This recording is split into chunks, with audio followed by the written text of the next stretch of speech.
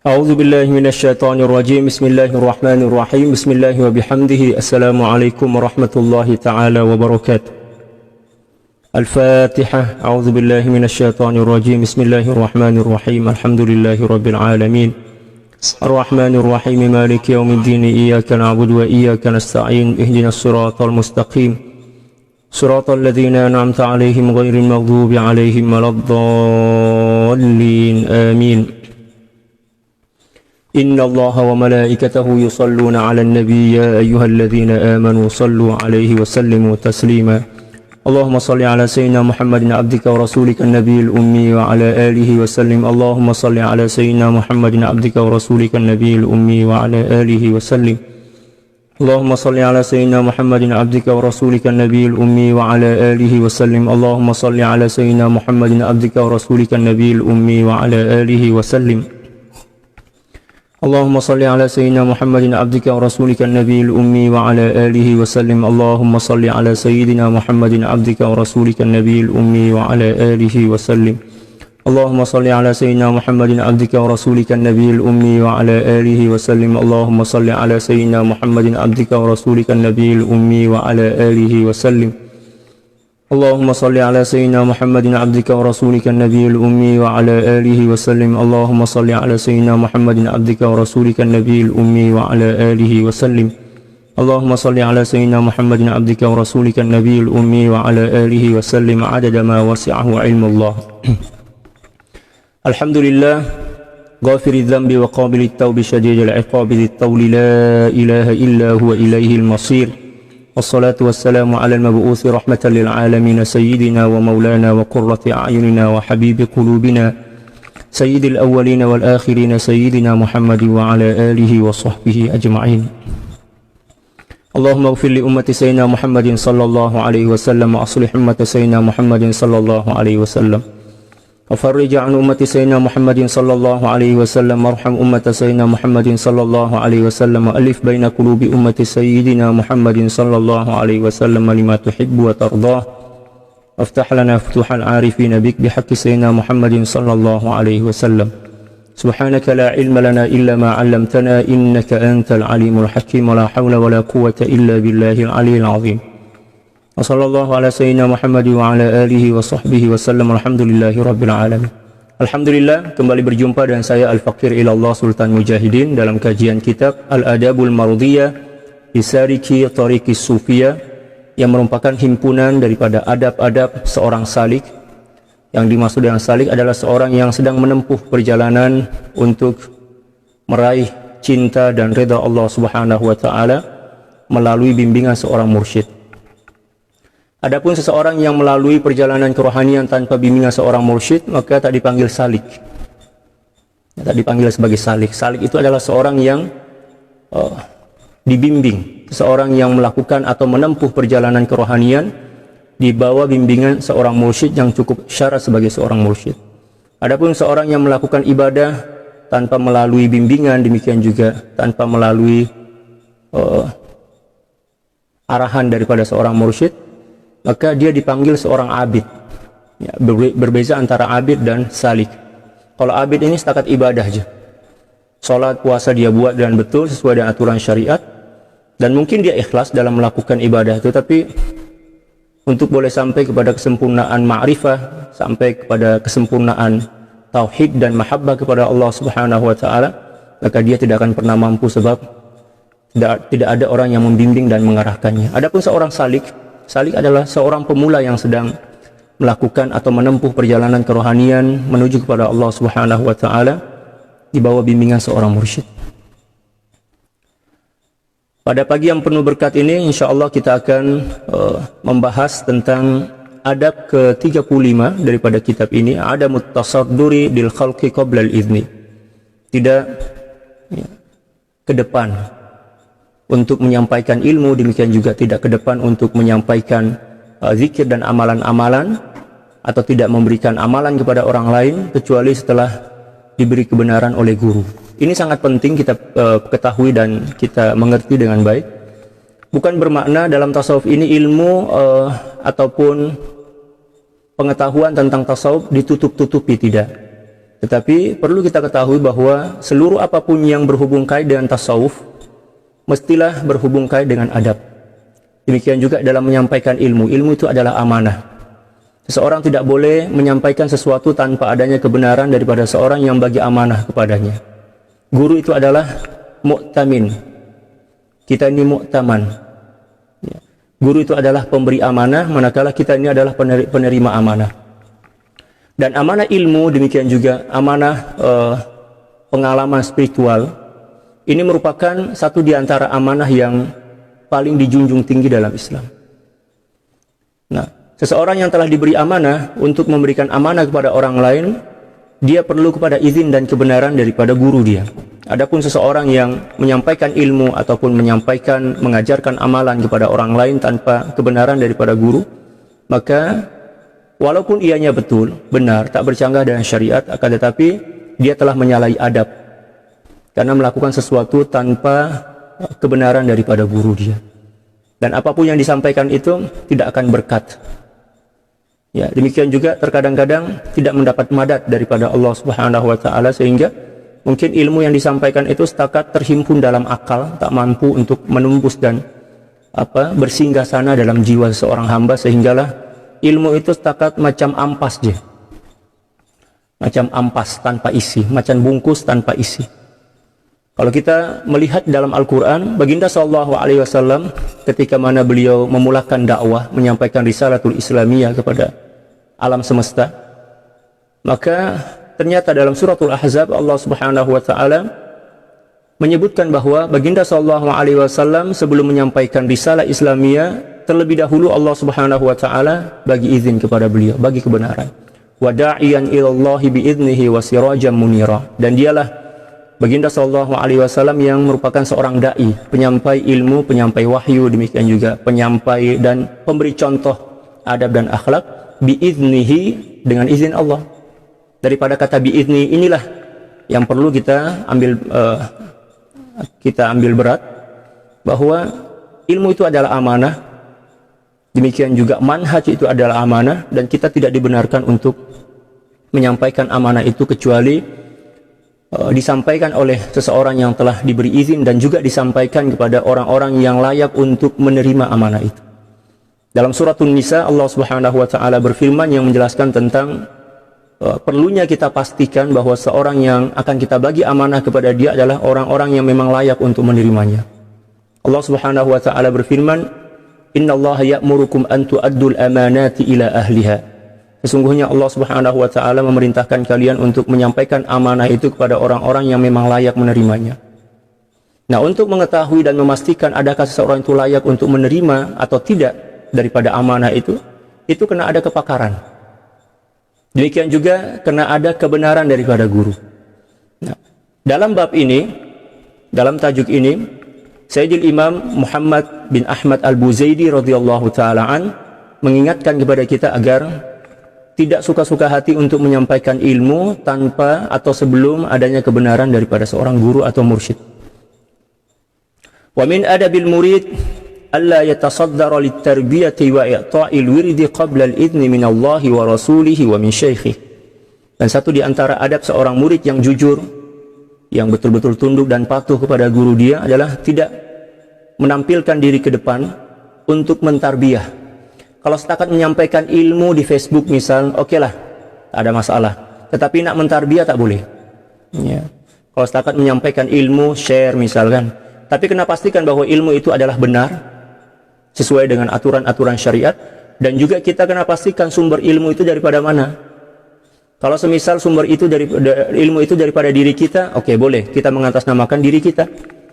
Tapi jangan pula kita khianat ilmu, khianat amanah. Kita ambil perkataan para ulama lalu kita nisbahkan kepada diri kita, kita letak ke Facebook. Nah, itu adalah dosa besar karena mendakwa suatu ilmu yang bukan milik kita. Kita kena jujur, amanatul ilmi kena ada. Kalau sekiranya ilmu itu bersumber daripada guru kita sebut ya, di bawah tulisan itu bahwa ini adalah bersumber daripada Syekh si fulan misal. Demikian juga yang lainnya. Nah, seorang murid tidak dibenarkan untuk yatasaddar. Yatasaddar maknanya ke depan. atau menampilkan diri litarbiyati wa i'ta'il wirdi qabla al-idzni minallahi wa rasuli, untuk mentarbiyah orang lain, demikian juga memberi wirid kepada orang lain sebelum mendapat kebenaran atau diberi kebenaran daripada Allah Subhanahu wa taala, demikian juga baginda sallallahu alaihi wasallam dan juga daripada guru dia. Jadi izin ini atau kebenaran ini ada 3 lapis, 3 tingkatan. Yang pertama daripada Allah Subhanahu wa taala, sama ada melalui bisikan dalam jiwa, ya. Yang kedua daripada baginda sallallahu alaihi wasallam, sama ada melalui mimpi bagi orang-orang yang memang mempunyai hubungan yang kuat dengan kerohanian baginda sallallahu alaihi wasallam, maka sangat mudah bagi dia untuk bermimpi dengan baginda sallallahu alaihi wasallam. Yang ketiga daripada guru, daripada mursyid. Daripada mursyid dia, bila mana telah diberi kebenaran daripada mursyid dia, maka ataupun daripada baginda sallallahu alaihi wasallam melalui mimpi ataupun melalui ilham daripada Allah Subhanahu wa taala, maka dia boleh mentarbiyah orang lain. Demikian juga boleh mengijazahkan wirid dan zikir kepada orang lain. Adapun bila mana belum lagi mendapat atau diberi kebenaran daripada Allah Subhanahu wa taala, demikian juga dari baginda Rasulullah sallallahu alaihi wasallam dan juga daripada guru mursyid dia, maka haram hukumnya dia mentarbiyah ataupun juga mengijazahkan wirid dan zikir ataupun salawat kepada orang lain. Adapun setakat nak share ungkapan para ulama tak ada masalah, tapi kena jujur. Ya, kena jujur dan amanah. Wa man tasaddara li syai'in min dzalika bighairi idznin faqad ta'arrada lil halak. Dan sesiapa orang yang ke depan ataupun menampilkan diri untuk menyampaikan atau untuk mentarbiyah dan menyampaikan, mengijazahkan wirid dan zikir kepada orang lain tanpa kebenaran daripada Allah, daripada baginda sallallahu alaihi wasallam, demikian juga daripada guru dia, faqad ta'arrada lil halak. Maknanya dia sedang letak diri dia, ya, sebagai tempat berlakunya kehancuran dan kebinasaan. Maknanya dia membinasakan diri dia sendiri. Seseorang yang menyampaikan ilmu atau mentarbiyah orang lain, demikian juga menyampaikan ijazah ilmu, salawat dan zikir wirid tanpa kebenaran daripada guru dia, selalunya dia akan menisbahkan kehebatan itu pada diri dia. Dia akan mendakwah bahwa itu adalah ilmu dia, itu adalah kehebatan dia, kelebihan dia. Demikian juga dia akan terputus hubungan ruhani dengan guru dia saat menyampaikan ilmu itu, sebab dia berkhianat. Bila mana terputus hubungan rohani dengan guru dia, maknanya dia tidak akan diberi oleh Allah Subhanahu wa taala keberkatan. Ilmu dia tak ada keberkatan.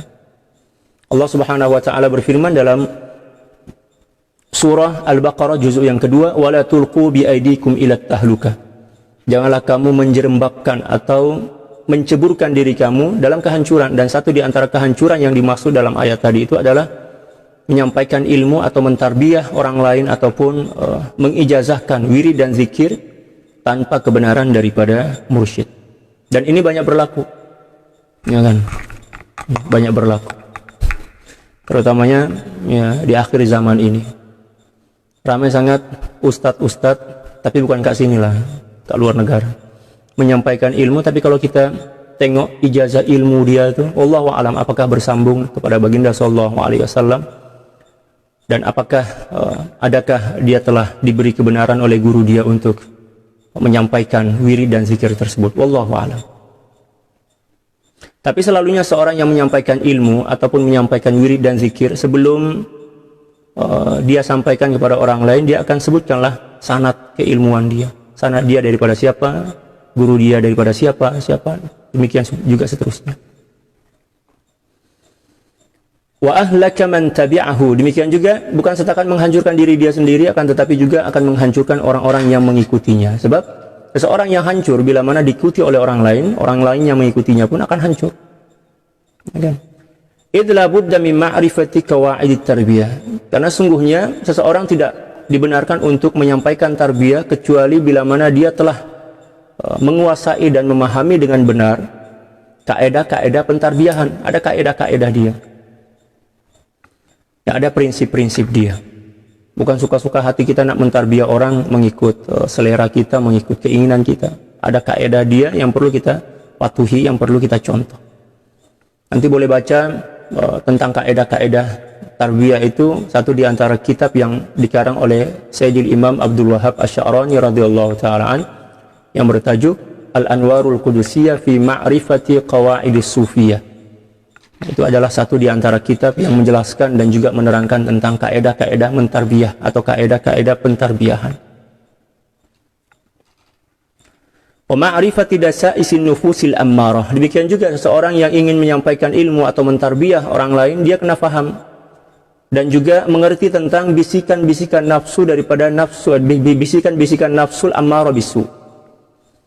Dan bisikan nafsu ammarah bisu ini cukup halus, tak seorang pun yang mengetahuinya kecuali orang-orang yang memang telah dibagi basirah oleh Allah Subhanahu wa taala, telah dibagi cahaya furqan istilah dia. Dalam Al-Quran Allah Subhanahu wa ta'ala berfirman, Ya ayyuhalladzina amanu in tattaqullaha yaj'al lakum furqana. Wahai orang-orang yang beriman, bila mana kamu bertakwa kepada Allah Subhanahu wa ta'ala, maka Allah Subhanahu wa ta'ala akan bagi kepadamu furqana. Furqan itu adalah satu cahaya yang mampu menerangkan kepada kita tentang bisikan nafsu dan bisikan malaikat, antara bisikan nafsu dan bisikan malaikat, bisikan syaitan dan bisikan ilham. Adapun seseorang yang tidak diberi furqan oleh Allah Subhanahu wa taala, maka sukar baginya untuk membezakan antara bisikan nafsu, terutama bisikan-bisikan yang halus, dan tak mampu membezakan antara bisikan nafsu dan bisikan syaitan. Bisikan nafsu dan bisikan malaikat. Wal lawamah, demikian juga nafsu lawamah. Lawamah ini maksudnya nafsu yang lawam maknanya mencela, memaki. Peringkat nafsu yang kedua setelah nafsul ammaratu bisu, yang terkadang ada keinginan untuk melakukan kebaikan tapi dia tak mampu melakukannya, tetapi masih tenggelam dalam keinginan dan perbuatan-perbuatan jahat, dipanggil lawamah.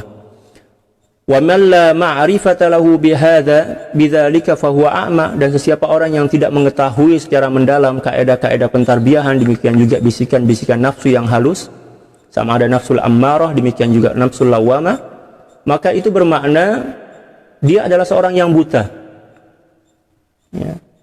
Wal a'ma la yaqudu ghairahu fi dhulmil layali, dan seseorang yang buta takkanlah mampu untuk membimbing dan membawa orang lain di tengah kegelapan malam. Jadi perjalanan kerohanian itu ibarat seseorang yang sedang berjalan di tengah malam. Karena ada cahaya kan, cahaya itu adalah ilmu. Cahaya itu adalah maqamat yang dimiliki oleh guru, dan kena ada orang yang membawa cahaya itu, yaitu itulah mursyid kita. Jadi mursyid ini macam guide. Dia ada cahaya, lampu, ma'rifah, demikian juga ilmu pengetahuan syariat dia. Demikian juga dia adalah seorang yang berpengalaman, mengetahui kalau lalu ke sini bahaya nih, ada jurang, kita kena lalu tepi. Kalau kita lalu ke sini, di sini ramai penyamun yang dimaksud di sini adalah nafsu. Syaitan, iblis, kita kena menghindar. 5 meter ke hadapan kita akan mendaki. Jadi sebelum mendaki itu, Syekh akan bagi tahu, persiapkan diri kamu, buat persediaan, buat bekalan untuk mendaki. Demikian juga bila mana menurun, Syekh akan bagi tahu melalui isyarat-isyarat dia, kita nak menurun nih, kamu kena sedia, kamu kena berhati-hati.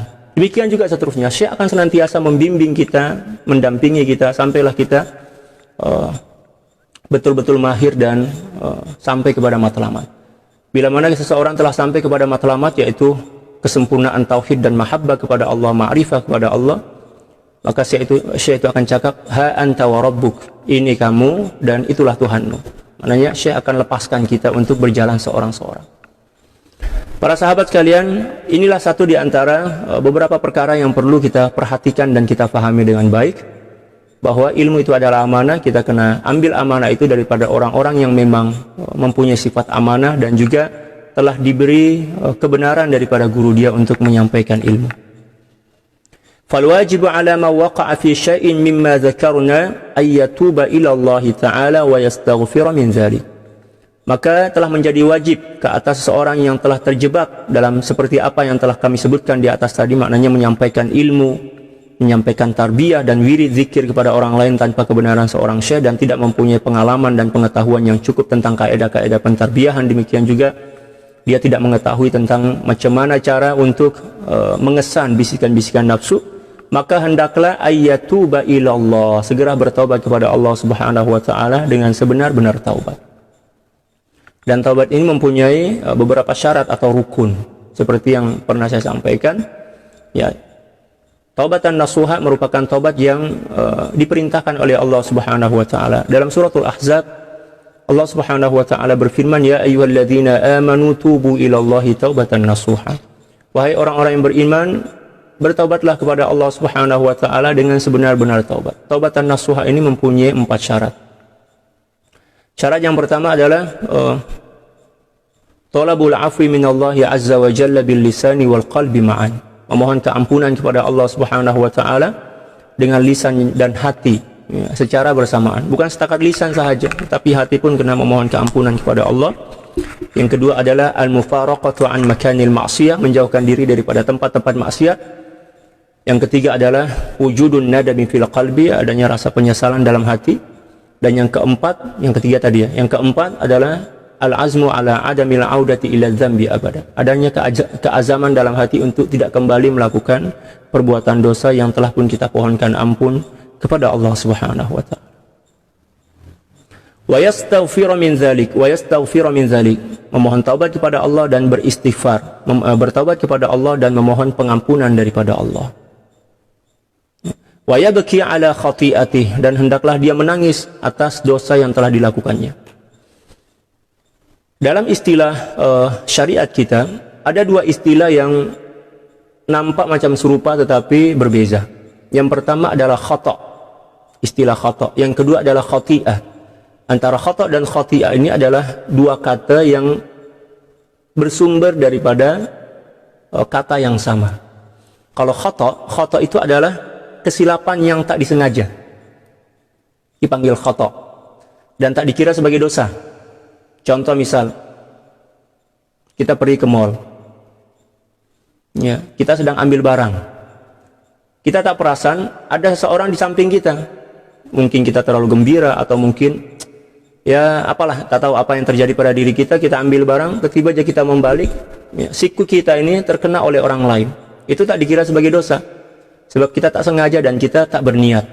Maka perbuatan ini dipanggil khata', dimaafkan oleh Allah Subhanahu wa taala.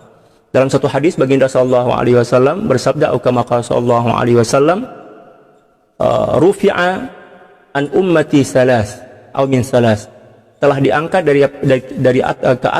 dari atas umatku 3 perkara. Yang pertama adalah al khata'u wan nisyan wa mastukrihu alaih.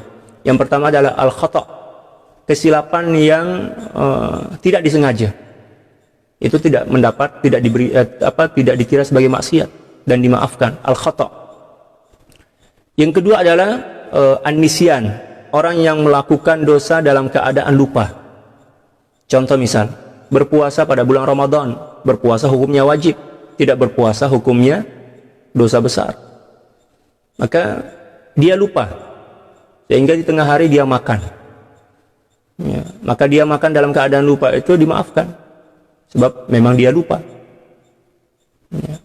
Yang ketiga adalah wa mastukrihu alaih, seseorang yang dipaksa untuk melakukan sesuatu tanpa kehendaknya.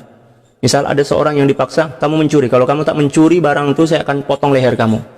Maka dia boleh mencuri barang itu dan tak dikira sebagai dosa. Sebab apa? Dia dipaksa dan diancam oleh seorang. Inilah 3 benda yang dimaafkan oleh Allah Subhanahu wa taala ke atas umat baginda sallallahu alaihi wasallam. Adapun khati'ah ini dosa besar. Ya, ada sebagian ulama mengatakan dosa besar. Ya, sesuai dengan sabda baginda sallallahu alaihi wasallam, atau kama qala sallallahu alaihi wasallam, hubbud dunya ra'su kulli khati'atin. Cinta kepada dunia adalah punca kepada seluruh dosa-dosa besar. Ada perbedaan antara khata' dan khati'ah. Itu yang perlu kita fahami dengan baik.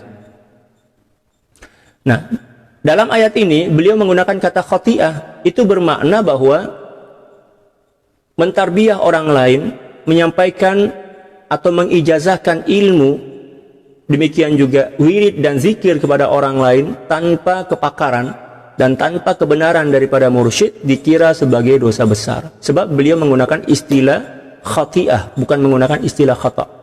Boleh ya? Nah, itu yang perlu kita ketahui, perbedaan-perbedaan antara istilah-istilah yang digunakan oleh para ulama dalam menyampaikan ilmu. Adapun bila mana kita setakat tengok daripada komus, ya kan, komus atau kamus, kata khati'ah dan khata' ini selalunya diterjemahkan sama aja, kesalahan atau kesilapan, tanpa menceritakan, tanpa menerangkan tentang perbezaan antara ya khata' dan khati'ah secara mendalam. Ya, jadi untuk memahami bahasa Arab dengan baik, kita tak cukup kepada kamus dia. Kita kena belajar tentang istilah-istilah daripada kitab-kitab para ulama pada setiap cawangan ilmu. Wa yas'a fi suluki ala riyadil masyayikh. Nah, bila mana dia telah bertobat kepada Allah, memohon keampunan kepada Allah dan juga menangisi atas dosa-dosa besar yang telah dilakukannya, maka hendaklah dia segera mencari guru yang membimbingnya melakukan suluk, melakukan perjalanan kerohanian. Kena cari guru segera. Sebab bila mana dia tak segera mencari guru dalam keadaan seperti itu, dia akan mengulangi kembali perbuatan yang sama, dan itu akan senantiasa berulang-berulang, kecuali bila mana dia telah berjumpa dengan seorang mursyid dan menyerahkan diri untuk dibimbing dan ditarbiyah oleh seorang mursyid tersebut. Wa ilzamil wuqufi bibabihim, dan senantiasa melazimkan diri untuk diam, ya, menetap di pintu-pintu para mursyid, maknanya berkhidmat. Datang berjumpa dengan guru itu kita berkhidmat. Kita melazimkan diri dengan majelis-majelis para aulia. Jangan pula sekali kita datang, ya, sebulan baru kita datang lagi. Jangan, belajar ini kena berterusan. Kata para ulama, kalau sekiranya seluruh masa kita guna untuk menuntut ilmu, maka ilmu itu tidak akan bagi seluruh diri dia kepada diri kita. Dia akan bagi sikit aja. Apatah lagi seorang yang tidak bersungguh-sungguh.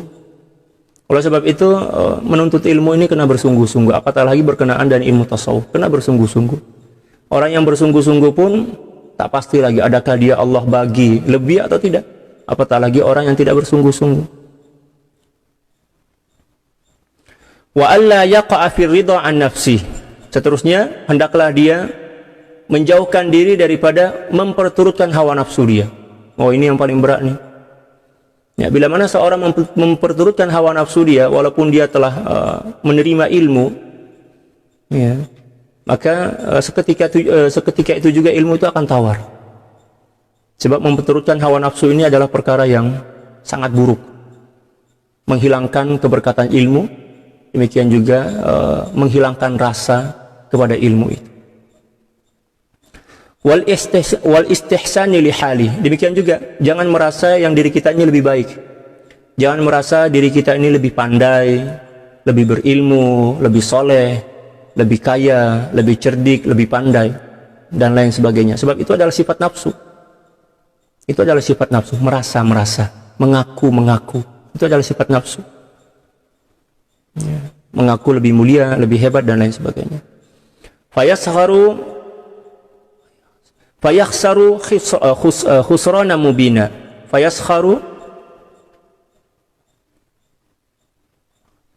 Fayakhsiru khusrana mubina, sehinggalah menyebabkan dia merugi dengan kerugian yang nyata. Wal iyadzu billahi ta'ala.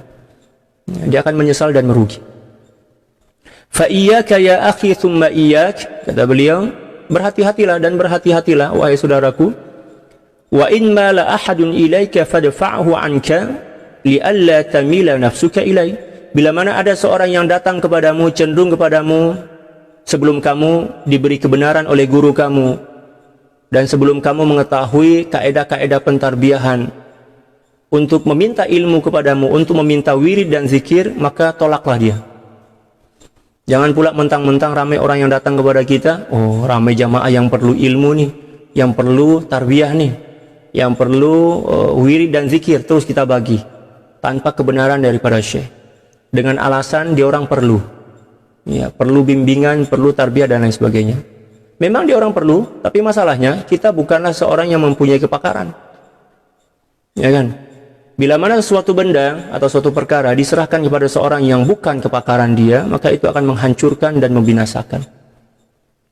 Baginda sallallahu alaihi wasallam bersabda dalam satu hadis, atau kama qala sallallahu alaihi wasallam, "Idza wusidal amru ila ghairi ahlihi fantadhiris sa'ah." Bila mana suatu perkara diserahkan kepada seorang yang bukan pakar, maka tunggulah kehancuran akan menimpa dan akan melanda seorang tersebut. Oleh sebab itu, carilah guru yang pakar, carilah guru yang mursyid, yang cukup syarat untuk membagi tarbiyah dan juga ya untuk membimbing seorang hamba dalam melakukan suluk. Fadfa'hu anka li'alla tamila nafsuka ilaih.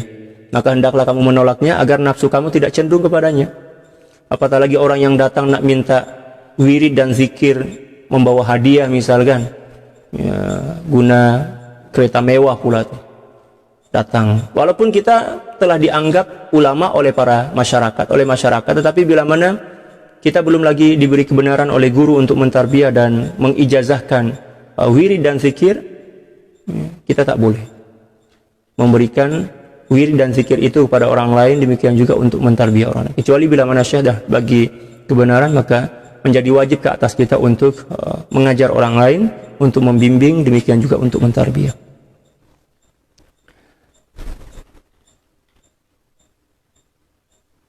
Fatastahilla bidzalik. Kemudian ya bila mana kamu tidak menolaknya, maka akan menyebabkan nafsu kamu akan terjebak, terperangkap, dan kamu merasa seronok kepadanya. Apatah lagi orang semakin ramai, tiap hari semakin bertambah, akan datang ke majelis kita, datang ke rumah kita. Tuan guru minta zikir, tuan guru minta doa, bagi ijazah sikit misalnya. Ya, tolong bimbing saya. Oh jangan kita terima, sebab kita bukan kita bukan orang yang pakar. Ya, ajaklah dia, arahkanlah dia untuk jumpa dengan yang pakar. Oh, saya ini bukan pakar. Ya, guru saya tak bagi kebenaran lagi. Kamu, tuan, pergilah jumpa dengan Syekh si fulan misal. Itu adab dan akhlak yang mulia. Tapi kalau dia cakap, oh oke, saya akan bagi sekarang juga. Tapi ingat jangan jumpa dengan Syekh itu. Sebab saya aja yang dibagi kebenaran, saya aja yang pakar di di kampungnya. Nauzubillah. Itu nafsu. Ya. Allahu Akbar. Fatatlubu ghairahu fatastahillahu. Ya, bila mana kamu telah merasa seronok dengan kedatangan orang-orang yang ingin mengambil wirid, demikian juga ingin ditarbiyah, maka kamu akan menuntut orang lain lagi. Kamu akan menuntut orang lain pula. Oh, 5 orang tak cukup lah. Kalau boleh tuan-tuan nak ambil wirid daripada saya ini, kena himpun dulu jamaah ramai-ramai. Ya, kalau boleh 500 orang, 100 orang, lepas itu barulah saya bagi wirid. Oh, bahaya. Itu akan menjadi sebab kehancuran bagi diri dia. Fala tazalu kadzalika hatta yakthura al-khalqu 'alaik. Maka itu akan senantiasa berlaku sehinggalah manusia semakin ramai datang kepadamu. Dan bila mana manusia telah semakin ramai datang kepada kita untuk meminta pentarbiyahan, demikian juga meminta zikir dan wirid dalam keadaan kita belum lagi diberi keizinan atau belum lagi diberi kebenaran oleh Syekh, maka untuk keluar daripada jebakan itu cukup berat. Sebab orang dah percaya kepada kita, orang dah cinta kepada kita, minat kepada kita, kan nak keluar daripada kongkongan itu memang berat. Sehingga terkadang-kadang orang terpaksa dah terlanjur, tak mampu nak keluar. Dalam keadaan sebegitu, sebenarnya dia telah menjerembabkan diri dia dalam kehancuran dunia dan akhirat, dan dosa-dosa yang dilakukan oleh para pengikut dia itu juga akan ditanggung, dilimpahkan ke atas diri dia. Sebab dialah yang menjadi asbab berlakunya kesilapan dan kesilapan dan kesalahan pada masyarakat. Fataqulu laka nafsuka, sehinggalah nafsu kamu berkata kepadamu, anta mukhlis, kamu adalah orang yang mukhlis, orang yang ikhlas. Teruskan jelah, dah terlanjur dah, jamaah dah terlanjur ramai dah. Teruskan.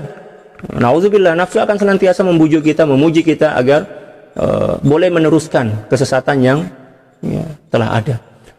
Wa anta ahlul tarbiyah, dan nafsu juga cakap, kamu ini adalah orang yang pakar. Kamu dah belajar dah kepada guru kamu itu 10 tahun misal. Itu tanda bahwa kamu dah pakar dah. Walaupun sebenarnya dia bukan pakar lagi. Sebab kalau seorang murid ini telah menjadi pakar, syekh dia wajib bagi tahu kepada dia. Syekh dia wajib untuk bagi kebenaran kepada dia. Sebab itu adalah amanah yang memang dipesankan oleh guru-guru mereka. Tapi kalau seorang belum cukup syarat untuk mentarbiyah, walaupun dia telah membersamai guru dia misal 20 tahun, 30 tahun, maka seorang syekh diharamkan untuk bagi kebenaran kepada murid itu untuk mentarbiyah dan juga bagi ijazah zikir dan wirid kepada orang lain. Walau lam takun mukhlisan man qada ilaika ahad. Lalu kemudian nafsu cakap, kalau kamu tak ikhlas, takkanlah ramai orang yang datang kepadamu. Ramai orang datang kepada kamu meminta ilmu, meminta doa, meminta tarbiyah, meminta zikir dan wirid, itu tanda bahwa kamu adalah orang yang ikhlas. Keikhlasan kamu itulah yang menarik mereka, yang membuat mereka terpesona dan terkesima kalau dalam bahasa Indonesia. Na'udzubillah, itu adalah tipuan-tipuan nafsu dan iblis. Na'udzubillah, tsumma na'udzubillah. Fatastadrijuka min haitsu la tash'ur, sehingga nafsu itu akan mengistidraj kamu, maknanya menghancurkan kamu daripada arah yang kamu tak sadar.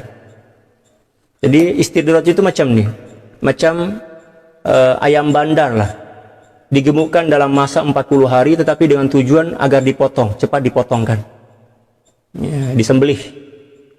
Kalau kita ikut kaedah pemeliharaan ayam secara normal, ayam itu boleh dan layak untuk disembelih mungkin umur 6 bulan. Umur 6 bulan atau 7 bulan baru nampak daging dia kan. Tapi kalau ayam bandar ini, sebab dia ada ada obat, dibagi obat bagi makanan yang bermacam-macam jenis itu, dalam 40 hari dah boleh potong. Demikian juga orang yang tertipu oleh nafsu, dia akan diangkat, lalu kemudian dihempaskan, dijatuhkan. Bila mana dia telah pun terhempas, maka untuk bangkit kembali itu bukan perkara yang mudah. Sanastajrijuhum min haitsu la ya'lamun, dalam Al-Quran macam itu. Oleh sebab itu kena hati-hatilah. Ya. Amalkan apa yang telah dibagi oleh guru kita, oleh mursyid kita, dan jangan berani-berani kita menyampaikan zikir dan wirid itu kepada orang lain. Itu khas untuk diri kita, kecuali bila mana syekh dah bagi kebenaran kepada kita, barulah kita boleh bagi. Ihzar ya akhi, berhati-hatilah wahai saudaraku, min hadzal babi juhdak, ya, mengenai bab ini, sebab ini adalah perkara yang cukup penting. Faqad khasira minha katsirun minas siddiqin, sungguh telah ramai dari golongan orang-orang yang jujur yang merugi disebabkan karena perkara ini. Ya. Apa maksud dia? Maksud dia macam ini. Terkadang ada seorang yang telah sampai kepada maqamus siddiqiyah, maknanya maqamul kewalian, tetapi sebenar guru dia tak bagi kebenaran kepadanya untuk membagi tarbiyah, walaupun dia telah menjadi wali Allah Subhanahu wa ta'ala. Nah, disebabkan karena dia telah menjadi wali dan nampaklah akhlak dan budi pekerti yang ada pada diri dia oleh masyarakat datang meminta ilmu, meminta tarbiyah. Lalu nafsu, iblis dan syaitan datang menggoda dia agar dia bagi ilmu itu, bagi pentarbiyahan, bagi ijazah zikir dan wirid, ya, sebab dia merasa bahwa dirinya telah layak sehingga terpaksa dia bagi, dan itulah yang menjadi sebab, ya, dia merugi, ya, menjadi sebab dia hancur. Oleh sebab itu kena hati-hati. Allahu Akbar. Kana qasduhum maulahum faraja'a qasduhum hadza nufusihim. Pada mulanya orang-orang seperti ini tujuan dia adalah Allah, menyampaikan ilmu karena Allah, demikian juga beramal karena Allah. Tetapi masalahnya dia belum lagi mendapat kebenaran daripada guru dia, sehingga tujuan dia yang pada mulanya adalah Allah Subhanahu wa ta'ala dah bertukar menjadi keinginan hawa nafsu, kemasyhuran. Demikian juga semakin ramainya jamaah, dia semakin selera, semakin bersemangat bila mana pengajian itu dihadiri oleh ramai jamaah. Tapi kalau setakat tok imam, tok bilal, ya kan, demikian juga 1-2 orang jamaah dalam menyampaikan ilmu, dia malas, dia kurang semangat. Itu tanda bahwa kejujuran dalam hati dia menipis.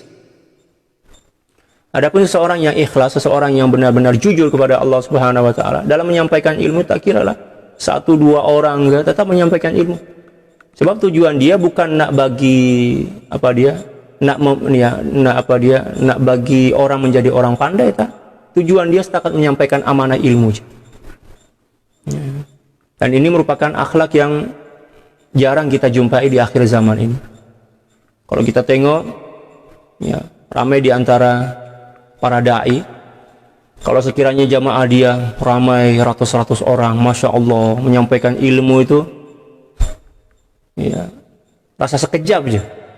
Walaupun dah sejam setengah dah, tapi dia rasa, seolah-olah baru setakat 30 menit. Semangat.